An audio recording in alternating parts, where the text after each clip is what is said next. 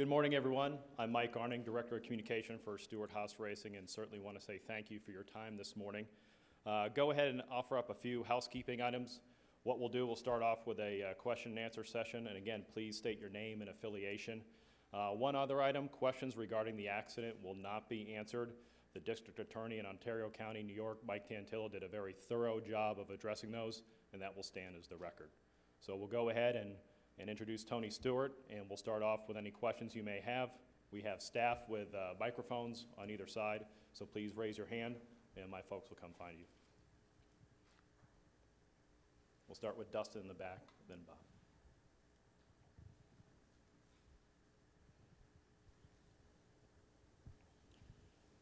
Dustin Long, MRN.com. Tony, since the accident, when you think of Kevin Ward Jr., what comes to mind? Honestly, before the accident, I didn't know Kevin. I mean, and I don't even know how many times I'd raced with him. I race with that group a couple times a year. They've always been a great group to race with. But I didn't know him. But obviously after the accident, I've read a lot about him, and you know, from what I've read, I think he had a really promising career as a sprint car driver. It sounded like he was doing a good job and learning a lot at a young age. So I think he had a lot to look forward to.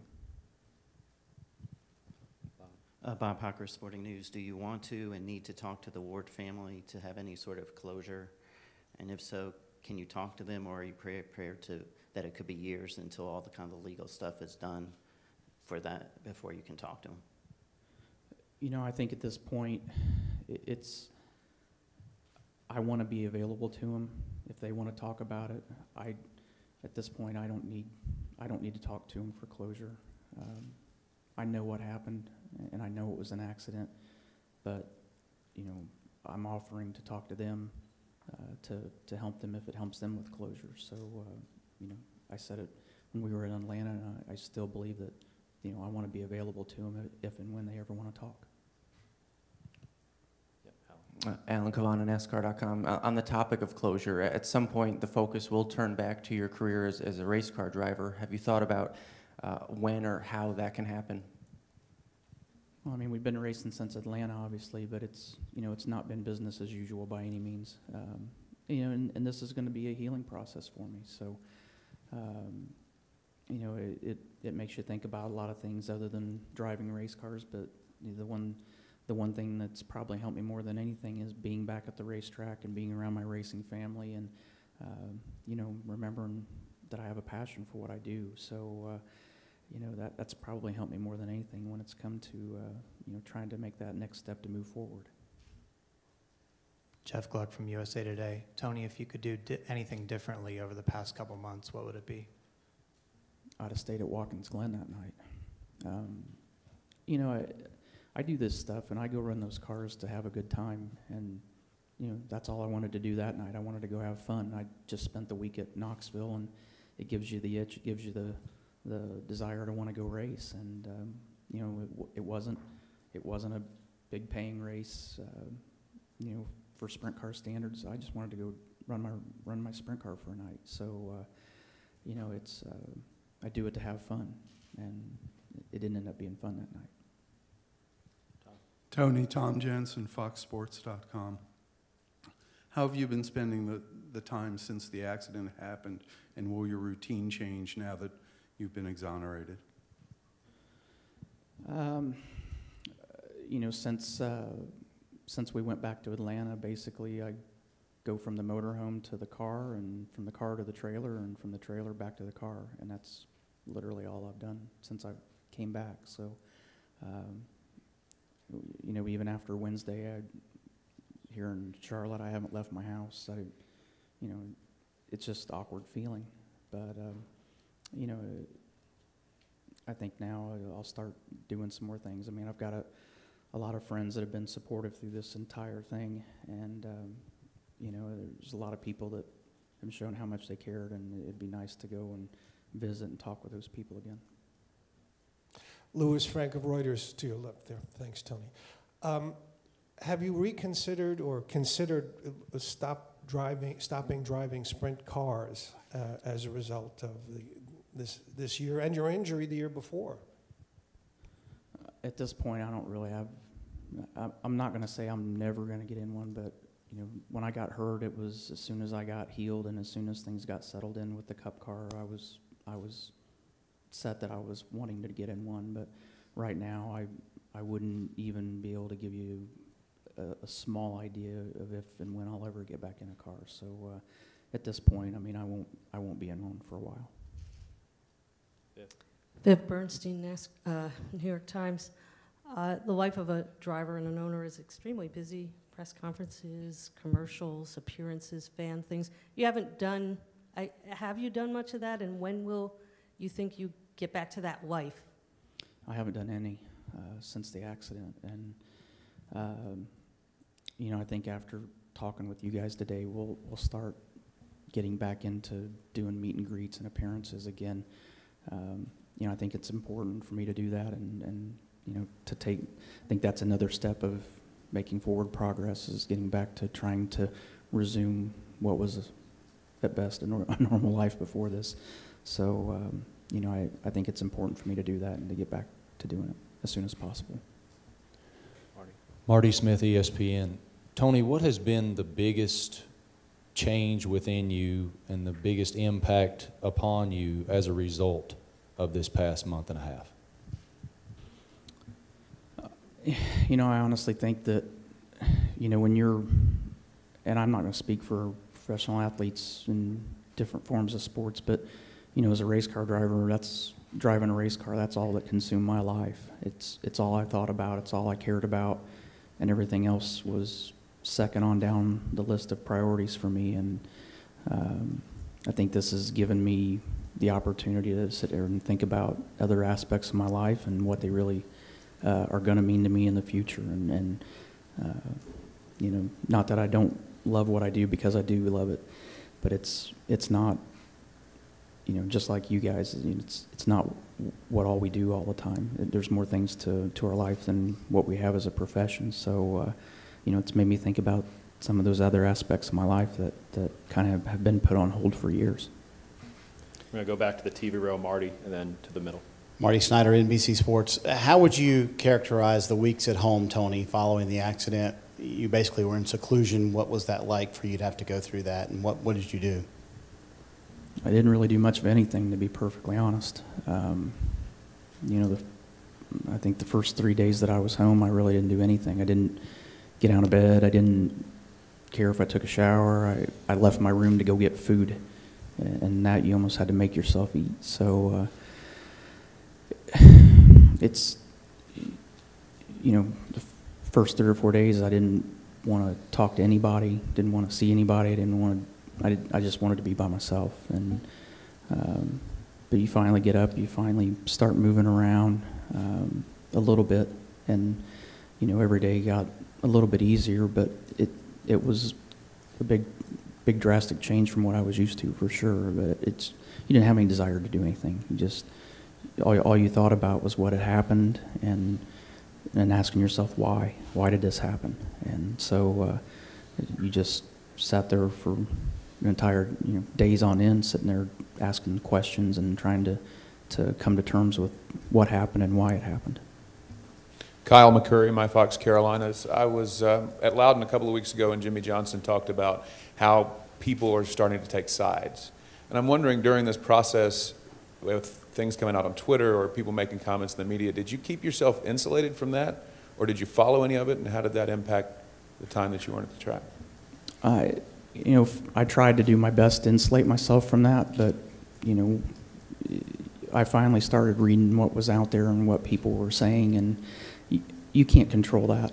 You know, last Wednesday the facts came out, and people still, through the weekend, the same people that had the same opinion before the facts came out still have the same opinion, and no matter what side they think about. But to me, it's worthless to pick sides. It's not about picking sides. A young man lost his life, and I don't care what side you're on, that it doesn't change that.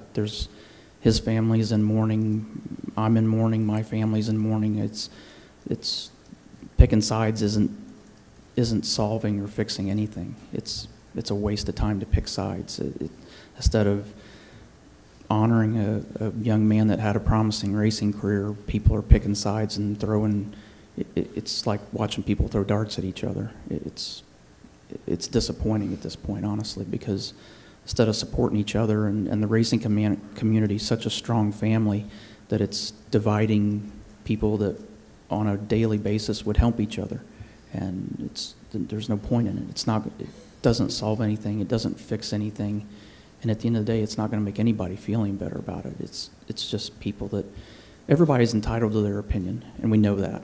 But everybody, and I've seen this for the last 7 weeks now, everybody has made their decision and picked their side off of 100% of the information that they got, which is about 10% of all the information that's truly out there. And we all do it. Our society does it. We do it every day. Whatever we see on the news, we make our decision as people about what we see.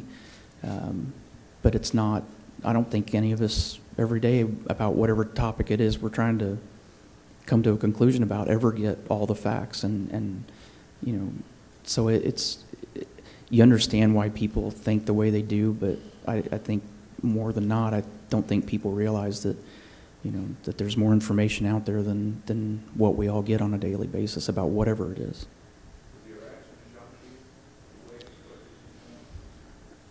I guess it was more disappointing to me than anything. You know, and even from people that were supportive of us. I mean, listening to and reading comments about, you know, the sheriff's department and the district attorney.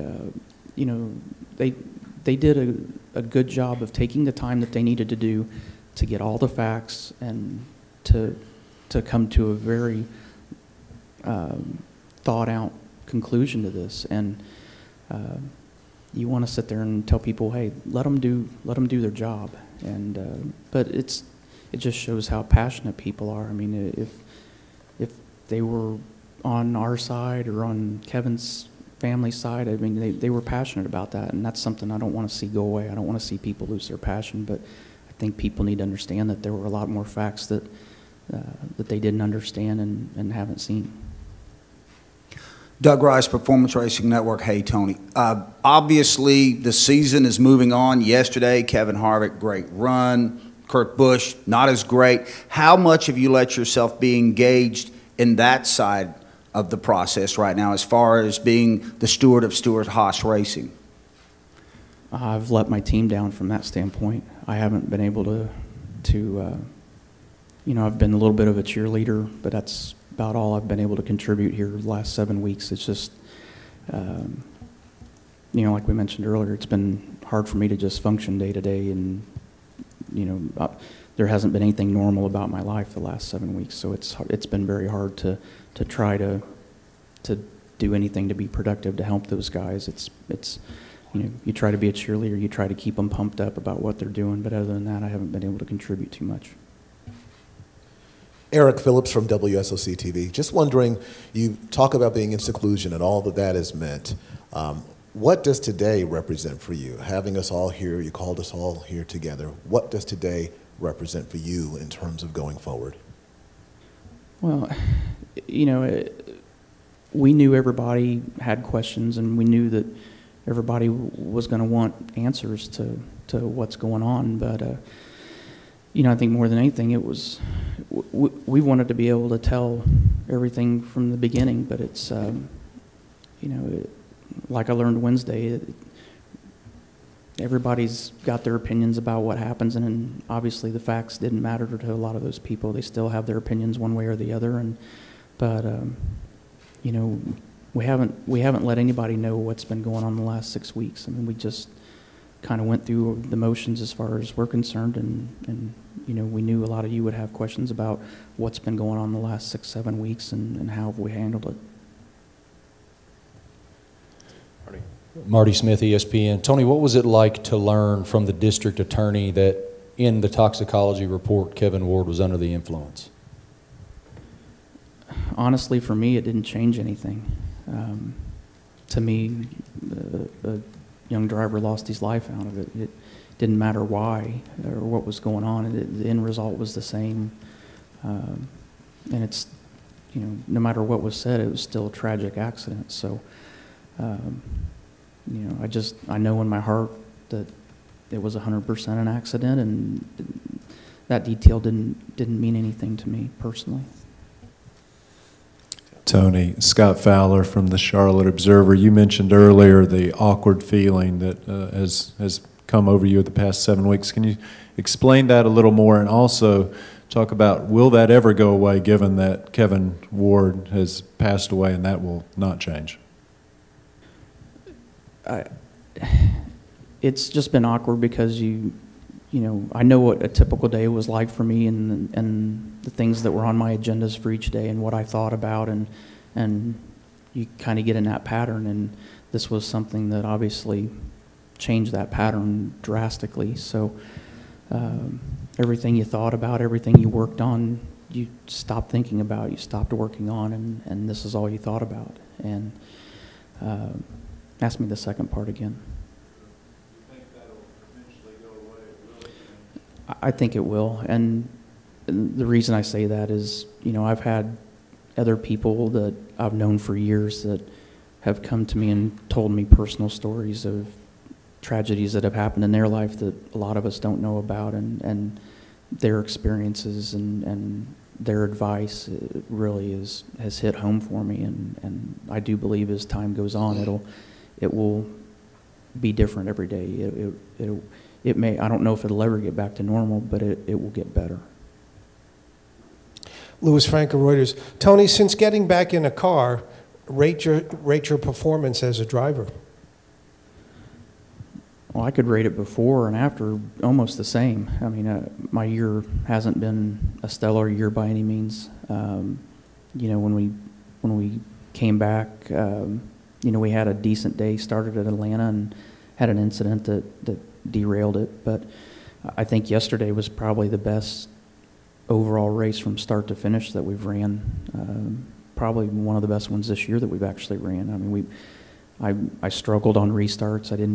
I couldn't get going very good the first 3 or 4 laps, but it seemed like after 10 laps or 15 laps, we were settling into a pace that was a top 5 race car. So, you know, we didn't have any major dramas on either side during the whole race. We actually put a whole race together, and you know, I know a 14th or 15th place finish isn't anything to brag about, but considering you know, the way our season's been, I mean, we finally put together a whole day that was consistent, and that meant a lot to us. Okay, we'll go Steve, Kyle, then we'll come back to Tom. Steve Post, Motor Racing Network. Tony, it's kind of a follow-up on Doug. Doug asked about you with your NASCAR involvement with Stewart Haas Racing, your short track industry, your empire with Eldora, with your USAC teams that are having great things, and with the World of Outlaw teams with Donnie Schatz. What has that been like for you over the last 7 weeks? I've watched and paid attention to what was going on, but I haven't been engaged in it. You know, I've watched our races that we had online at Eldora. I've watched the sprint car races online and listened to them online, but haven't been engaged with the teams, haven't been engaged with the drivers, just, you know, we've just kind of been in our own deal. Hi, Tony. Tom Jensen, Fox Sports, over here. I don't know quite how to phrase this, but racing inherently is a dangerous sport. You've seen guys get killed in accidents over the years. If this would have been a situation where, you know, you guys were racing and he crashed and he perished in the crash, would it be something you would feel different about, or did the nature of, you know, him coming out on the track, did that change at all for you? Does that make sense? Yeah, it does. For me, I don't think it would change anything. I mean, I've worked really hard, and especially when I got hurt last year, while I was healing, I've spent all that time trying to defend sprint car racing and help, you know, try to help other drivers through the off season, and I do it because I'm passionate about it and because I love it. And we all know what can happen every time we get in a race car, whether it's an Indy car, a stock car, a sprint car. Anybody that races anything knows what that is and what that danger is and what can happen. I've had close friends die in race cars. I've had teammates die in race cars. And there's nothing easy about it. I mean, like I said, the racing community is a very close-knit family, and that's, anytime you lose somebody in that family, there's drivers and team owners and crew members from other sports that may not have ever met that driver that feel for that family and that driver through their tragedy. So no matter what the circumstances, the end result is something that nobody ever wants to see. And you know, like I said, I've spent a lot of time trying to defend it and trying to help promote the sport, and you know, none of us want that to happen to anybody under any circumstances. Tony, Eric Spanberg with the Charlotte Business Journal. I'm curious, this is a secondary thing, but it will begin to be important if it hasn't already, which is, how are you dealing with sponsors? How are you talking to sponsors about moving forward, and what kind of concerns do you have about them being loyal to the team after this? It's a legitimate question, for sure. I mean, our organization has stayed in close contact with the sponsors through this whole ordeal. And I've been able to talk to a couple of them as well. Johnny Morris was one of the people that came to my house to see me while I was in Indiana. We've spoke to people from Mobile One, and they've came to see us in the last couple weeks at the racetrack. The support from them has been amazing. It's obviously a tough circumstance for anybody to be a part of, but for a corporation to be a part of as well. But they've been very supportive through this whole process, and you know, I can't speak to what the future will be for them, but they've been supportive to this point, and that's something I've been very grateful for. Mike Neff from FrontStretch.com. First of all, welcome back. Glad to see you. Following up a little on what Steve had said, you own sprint car teams, you own tracks, and specifically Eldora. It was almost a therapy for you to get to go up and ride around on the four-wheeler and kind of get the shoes dirty, the hands dirty.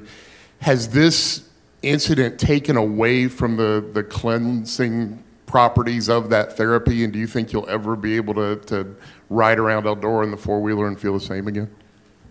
I'm sure I will. It's just not right now. It's, you know, that's an important aspect of my life. It's something that's very important to me, but right now, it's right at this moment today, there's other things that are important to me right now, and they still are, but I'm not ready to go do that yet. You know, going and running the Cup car right now is important to me, and you know, the great thing about Eldora and the dirt track teams and our drivers is we've got great people in place that do great things there, and that's afforded me the time to be able to think about what I need to do right now. Jenna? Jenna Fryer, Associated Press. You talked briefly about your race yesterday. It's been the best race you've had in your 5 back. Is there any correlation, do you think, personally, in how you performed yesterday to being able to move forward in the decision Wednesday?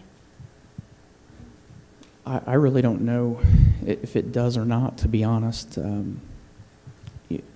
Honestly, at the racetrack on Friday and Saturday, we struggled. You know, our qualifying effort was the best that I'd qualified at Dover in a long time, but we really struggled in practice leading up to that, and Saturday all day we struggled, and I thought Chad and the engineers did a really good job Saturday night of taking all the information that they learned on both days, and I could tell right off the bat on Sunday that the car was quite a bit different than it had been the rest of the weekend.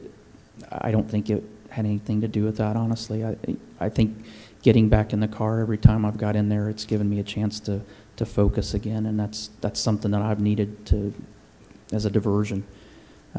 But I think from the time that I went back at Atlanta, the first session there, the car felt really good, and we had a good weekend at Atlanta up till it got derailed. But you know, I think at this point in my career as a driver, I think when you make the decision to put that helmet on, you have to know in your heart that you're ready to go and you're ready to do it, and I've felt comfortable in the car from day one.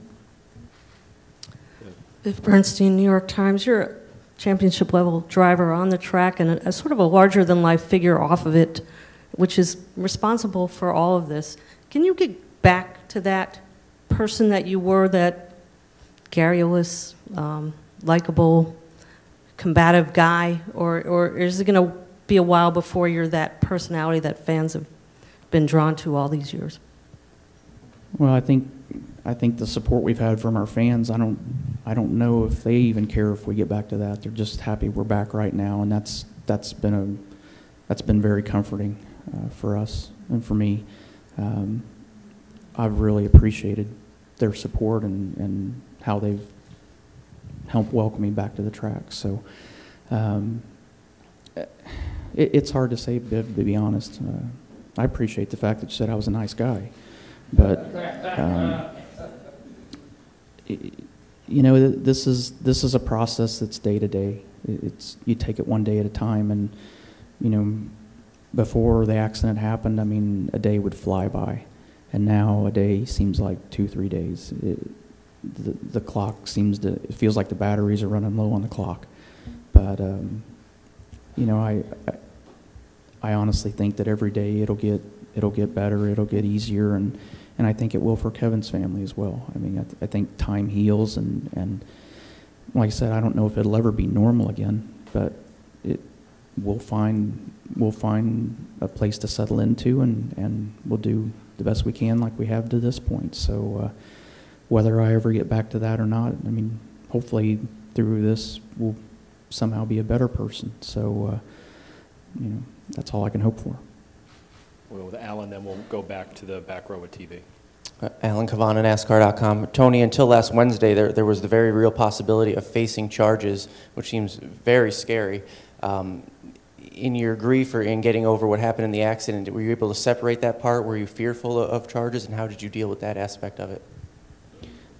I think you said it best yourself right there. I mean, anytime that you're facing something like that and your fate is in someone else's hands, it's natural to be fearful. But all along, I knew, and I know what the facts are. I knew what had happened, and I know what happened. And I think through the process of the sheriff's department and the district attorney and going to a 23-person grand jury, all the facts were presented, and their decision spoke, and it was what I knew. So, you know, I can't say that I would be lying if I said there wasn't a piece of relief, but that was very short-lived in my heart, because as quickly as it was relief in my heart, it was at the same time it went right back to the fact that we lost Kevin, and you know, we lost a young driver that had a lot of talent. Marty Smith, ESPN, you discussed those early days not wanting to do anything, just be secluded. What thought, if any, throughout this process have you given to hanging it up altogether and just being done driving? You know, and even with the decision right now that I don't know if and when I'll ever get back in a sprint car. Like I said, the support from the fans and the support from your peers and people that we're around every day. I mean, I've had drivers that I race with every week and drivers that I haven't raced with for months that have said, don't let this keep you from doing what you love. And, you know, this is what I've done all my life. This is what I've done for 36 years, and I wouldn't change anything about it. I love what I do. I love driving race cars. But, you know, I think it might change right now as far as how much of it and what I do, but there was never a thought in my head about stopping. I mean, that would take the life out of me. Marty Snyder, NBC Sports, kind of along the lines of what Marty just said. One, how often do you think about the events of what happened? How often do you replay it in your mind? And for a guy who loves this sport so much, did your passion at all wane at any moment for this sport? I don't think your passion ever goes away. I just, you know, probably more than anything over the last 7 weeks, I've just been disengaged from it, you know, more than anything. Where's your first part again? I'm sorry, Marty. I think about it every day. And I wish I could say it was once a day, but it's not. I think about it a lot every day. You know, and but that's the great thing about getting back in the race car is it gives me time to forget about it for a minute and to stop thinking about it. And then, you know, after you get done at the end of the day, you start thinking about it again. It's not something that goes away, you know, and it'll never go away. It's always going to be a part of my life the rest of my life. And, you know, that's the unfortunate part. It's going to be a part of my life. It's going to be a part of Kevin's family's life. It's never going to go away for any of us. But hopefully it'll get easier for all of us. Go with Jeff and then Bob. Tony, you mentioned replaying what happened in your mind. Have you watched the video of what happened? I've seen the video of it, yes.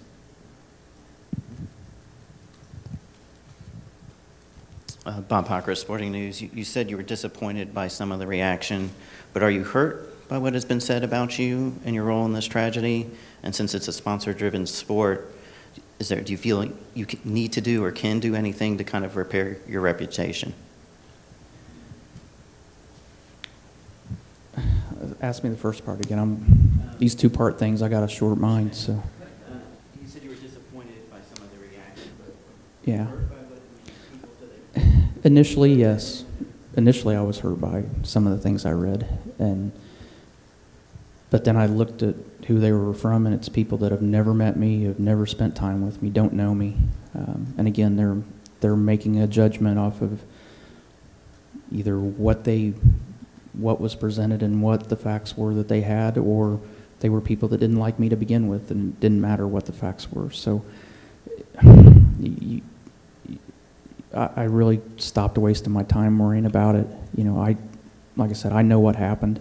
I know what the facts are, and that, you know, that's all that matters. Kyle McCurry, My Fox Carolinas. A lot of these press conferences that have happened throughout the past few weeks, a lot of your fellow drivers asked about this situation, some of them saying they've attempted to reach out to you and text you, and some saying they hadn't heard back and that kind of thing. Just wonder, has there been certain ones that you've leaned on, talked to, that have helped you get through this? There have, and you know, it's been done behind closed doors, and that's the way I want to keep it on for their behalf and my behalf. But yes, there's been a lot of support, and especially when the accident happened. Like I said, I didn't want to do anything, and so there's a lot of text messages. There's a lot of people that have reached out that I'm now starting the process of getting in touch with them and thanking them for their support and explaining to them why I didn't get back to them. That's probably been the hardest part. One of the hardest parts of this for me has been not having that contact with my friends and my peers, and you know, going to the racetrack was the first step in reconnecting with a lot of those people, and you know, being able to thank them for their kind words, their advice. There's been so much that I've learned from my peers, my friends through this, whether it's been through personal experiences of theirs or just kind words that they've said and thoughts and advice that they've given us that have really meant a lot. And that's something that the rest of my life, I don't think I could spend the rest of my life and accurately thank everybody for what they've done to help us get through this.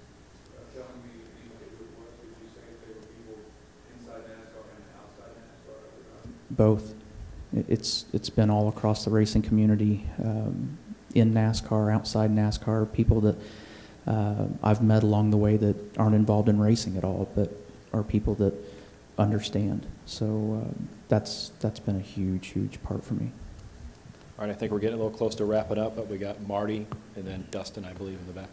Marty Smith, ESPN. I imagine a substantial moment of vulnerability for you must have been that walk to driver introductions at Atlanta. First time you've been in public, you don't know what people are thinking. What was it like to walk up there and hear what you heard from the grandstands? Honestly, at first, I thought I accidentally walked out in Dale Jr.'s spot. But it was very overwhelming. I'm glad I had sunglasses on. But it was probably the most flattering and humbling parts of my career was to walk out there and have that kind of reception, and you know, riding around in the back of the pickup truck there and seeing people against the fence that were cheering for us, and they had Jeff Gordon shirts on and Carl Edwards shirts and Matt Kenseth shirts. It didn't matter what they had on. It really shows the support. And, you know, hearing about at Bristol how, you know, something that I was really happy with was the fact that on the 13th lap, people held up 13 for Kevin, and on the 14th lap held it up for us. And I think it shows the kind of bond that race fans and the racing community have with each other. But it was very flattering in Atlanta for sure. I'll never forget that moment. Dustin Long, MRN.com. You had talked about in the article with the Associated Press last week about seeking professional help. Has that continued, and how has that process, what has that done for you, and what kind of a foundation in moving forward? Well, I think it's, you know, our whole life, I don't think any of us ever read anything in book at school or learned anything about how to deal with a tragedy like this. And to have somebody there that could help us through that and help us be able to make forward progress, it was very important. And it's still, we're still using them. It's not something that gets back to normal overnight, and it's something we'll deal with for a long time, but it's nice to have that kind of support and that kind of guidance that will help you learn how to cope with it and deal with it and start moving on. All right, everyone. Thank you very much for your time today. Certainly appreciate it. Tony, thank you. And that'll conclude it. A transcript of this will be available at NASCARmedia.com as soon as it's available. Thank you again for everyone for your time. Thank you for coming today, guys.